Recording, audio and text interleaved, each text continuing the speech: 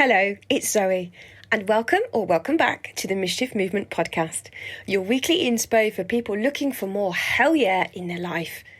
Consider this your one-way ticket out of midlife mediocrity towards fun and positive impact via playful disruption. Wouldn't you love to wake up and feel like a total badass? How about breaking some rules, throwing two fingers up to society and doing more of the things you love? I'm talking full-on freedom, adventure, and those meaningful connections I know you've been craving. Stop waiting for your amazing life to happen and go get it. I'll be picking the brains of some true game changers and mischief makers so I can share what I find and hopefully inspire you to shake things up, do more of what makes you feel alive, and boldly rebel against the ordinary.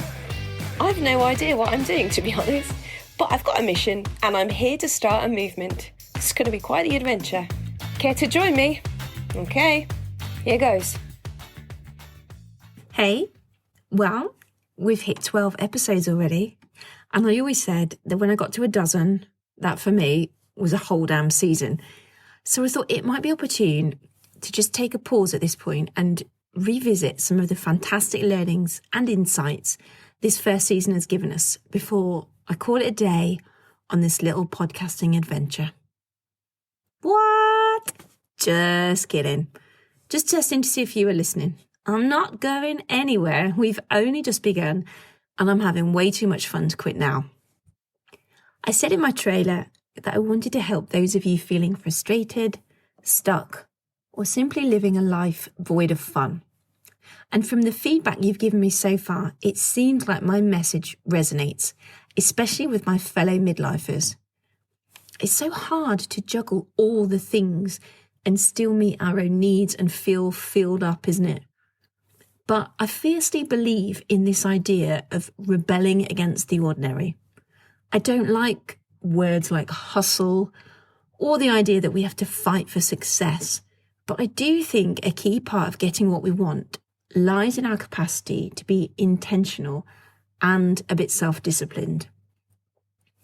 It's a rebellion because we don't accept what society says. And come on, there are no rules.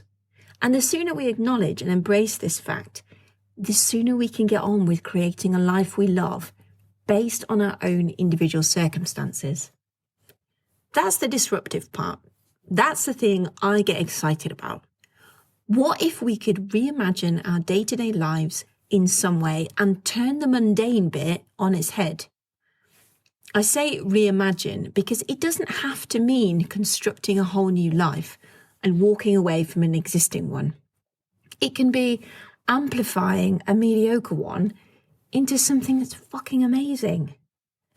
Reading The Power of Fun, which I discussed in episode 2, helped me no end because I was able to grasp the concept that fun doesn't just fall into your lap. We've got to orchestrate those situations for ourselves, using our interests, creating the space to explore our passions, and combining playfulness with the people who truly light us up and allow us to be our authentic, unfiltered versions of ourselves. When I spoke to Gemma Fryer about her brand, Jeff Leopard, it was clear that building a business was as much a passion as a job. And in basing it around the things she loves, she's created not only a work-life balance, but a work-life blend, or better still, a whole lifestyle. I think that's what happens when you stop viewing a job and a private life as something separate. They can be, of course, but they can also fuse together into a whole way of life. And I don't mind telling you, that's exactly what I'm aiming for eventually. It's no secret that I've often found this a bit of a struggle though, not least because for many years I felt like a total misfit. So it was of great comfort to me when I met Claire Alexander and realised that not only are there many more nice people in the fashion industry than I'd first thought, but that we don't have to separate our outside interests that might seem completely unrelated. Far from making you a freak, they're the things that make you unique. I wish I could go back to that younger version of myself, the 20-something footwear design student at London College of Fashion, and tell her just how amazing she was to have not only had creative skills, but the determination and drive to face many physical and mental challenges with the British Army as part of the Officer Training Corps. The looks my classmates would give me when I would turn up for shoemaking with this giant rucksack of army kit weighing 20 kilos on a Friday, ready for a weekend of shooting, section attacks and eating out of mess tins. Part of me loved the fact that I found it hard and still went back every week, and I enjoyed the sheer ecstasy of completing hard days of shooting competitions or sleeping under ponchos or training my section in battlefield first aid. Every now and again, I'd beat the boys on my fitness test too, and again, I loved it. But although I often felt more aligned with my fellow officer cadets than my fashion friends, I still couldn't shake the feeling of not really belonging anywhere. If they thought I was weird as a soldier in fashion school, imagine how I looked as a shoe designer wielding a rifle. I can see the funny side, but I could also never understand this either-or thing. For fuck's sake, I'm both, all right? And I refuse to fit your labels or boxes. Square peg, round hole, forever. Anyway, this kind of push-pull between interests has been a constant my whole life. I once read a book which gave it a name and it blew my mind. Multi-passionate. I felt relieved to know that there are others like me who don't want to commit to one thing, but enjoy a whole vast array of hobbies and passions. When I talked to Claire about working for herself, her love of motorcycles, her career in fashion and wanting to empower women, I could see not only how building this kind of life for yourself is totally possible, but that it's also your superpower, and I am full of admiration for what she's been able to create. As she so rightly says, try something. What's the worst that can happen? Every one of my guests is a badass in their own way, and that's what I love about who they are and what they do.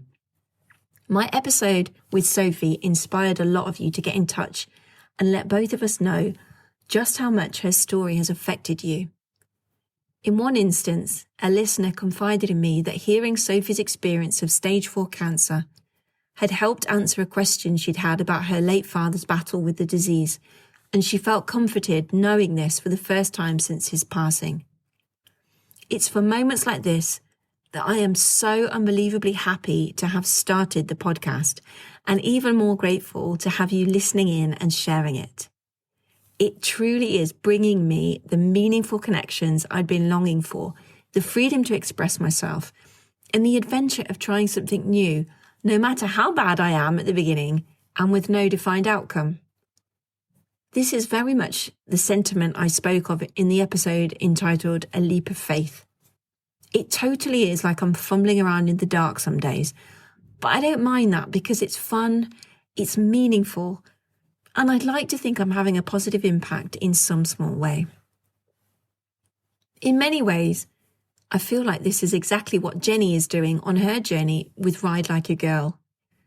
As she explained, what started as a blog to simply help other women with an interest in motorcycles has since grown into a whole community of badass women, involving collaborations with talented female designers and now real-life meetups that bring women together. She could never have foreseen how a few blog posts would offer her these amazing friendships and opportunities, but they brought her those and much more. She felt a new sense of self-confidence, which started with riding, but then crossed over into other areas of her life. And that's one of the things I noticed most about doing more of what makes you feel alive.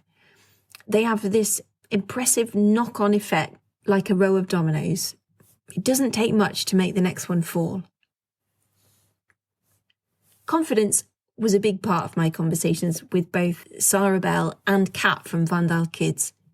Obviously, I asked them about it because I've been hit with the low self-confidence stick more times than I care to remember in my life, and quite frankly, I'm sick of it. My whole identity is in the process of an upgrade. Maybe that's why I enjoy the idea of rebellion so much. I certainly found my kindred spirit in Kat, who confessed to having fought her own battles with confidence and being labelled a bit of an introvert. But just look at what she's achieved in just a few short years of running her own children's clothing brand. Did you hear the part about winning a silver in the Junior Design Awards with her first collection? You don't need to be loud to be disruptive. You don't need to have experience to do things differently. It's probably better you don't, actually. And you don't need to be good at drawing to be a creative visionary. Ideas are worth gold. You just have to have the courage to act on them. Gemma reminded us to feel the fear and do it anyway. And Sarah said, if you're not shitting yourself on a regular basis, you're not really challenging yourself. And ultimately, it's that zone of discomfort that's going to bring us real growth. This sentiment was echoed by Adam from Plight Club, who gave us so many insights around vulnerability and the sheer power of talking about our emotions. Leaning into our feelings instead of running away from them will set us free in the long run, no matter how painful it might be at the time. He is on a similar quest to help create more connection between people, facilitate deeper conversations, and rebel against staying the same. And that's what it's really about at the end of the day. This podcast and these ideas that I'm tentatively calling a movement are about building enough confidence, courage, and curiosity to enable us to pursue more of the things that make us feel alive, so we can experience freedom, adventure, and true connection with like-minded people, and then use them to create positive change. Playful disruption starts with us.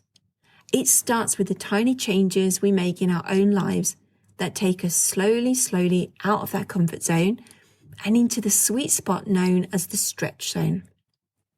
I call it the micro mischief. Trying to render each day a little bit more fun, maybe doing something that scares you, or approaching things a bit differently, so we are gently pushing ourselves in new directions and showing up as the most fabulous, badass, multifaceted human beings that we are. As Lauren from Peggy's Difference so eloquently put it, life is just too fucking short. If you've got that fire in you, that need to do it, you just need to fucking do it, and you need to forget what anyone says. At the end of the day, you are the most important person. There's no point living a life you don't want to live. Okay, so I lied about the eloquent part, but I do love Lauren's ability to be direct. It's like an ass kick with kindness and a cheeky sense of humour. Much like this whole podcast, really. Which brings me on to the last part, the movement. After 12 episodes, I still don't have all the answers, but I am seriously loving these conversations, so I'm going to keep having them. I dream of creating a community with a shared love of making mischief in the context I've described. The wanting to empower each other, to learn, grow, disrupt the status quo, and I feel like so far we've barely scratched the surface, so I'm definitely game for another chapter, if you are. I'm going to take a short break to gather more interviews and finish the editings, so if you know someone who'd be a great fit for the podcast, please do get in touch or urge them to contact me. My only criteria is that you love the Foo Fighters as much as me. Otherwise, I'm afraid we just can't be friends anymore. Joking. I do have a few sparse friends that don't like Dave Grohl. But as I was saying, all genders, all ages, all races, no one is excluded. You don't have to have your own business or be an entrepreneur. You don't have to be middle-aged. You don't have to be a parent. If you have a zest for life, a taste for disruption, a legacy to leave, or a story to share, you know where to find me. Speaking of which, you might also be a small brand looking for advertising or sponsorship opportunities. So if this is you and you feel like we're a good fit with a similar mission, please contact me. There are at least another 12 episodes on their way, so that's 12 separate occasions for me to promote you. It would be lovely to meet some bigger brands too, who could pay their own way and then gift a second slot to a startup or a smaller business. How's that for divergent thinking? Come on, guys, let's play this whole podcasting game differently. Anyway, I've probably talked enough, and besides, stuff to do, right? We've got a rebellion to uphold. If you're enjoying what you've heard so far and would like to shout me a coffee by way of thanks, you can do so via the link in the show notes, cunningly named Buy Me a Coffee. Cheeky, right? Good, because confidence is badass. Have I taught you nothing here? Please continue to spread the word, send me your suggestions and write me your feedback so I can keep producing the content you love. For now, stay well, my friends, and remember, always make more mischief. I hope you loved today's episode and it made you think differently, or perhaps nudged you into changing something in your life that's not working for you. I'd love to give you a shout out right here on the podcast too.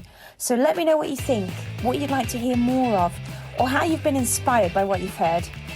Let's keep in touch over on Instagram at Mischief and Hyde, or sign up to my newsletter at zoegreenhalf.com. If you're enjoying being part of the Mischief Movement, please consider telling a friend or leaving me a review wherever you download your episodes, which will seriously help my mission to inspire and empower more people like us to choose mischief over mediocre. Ciao!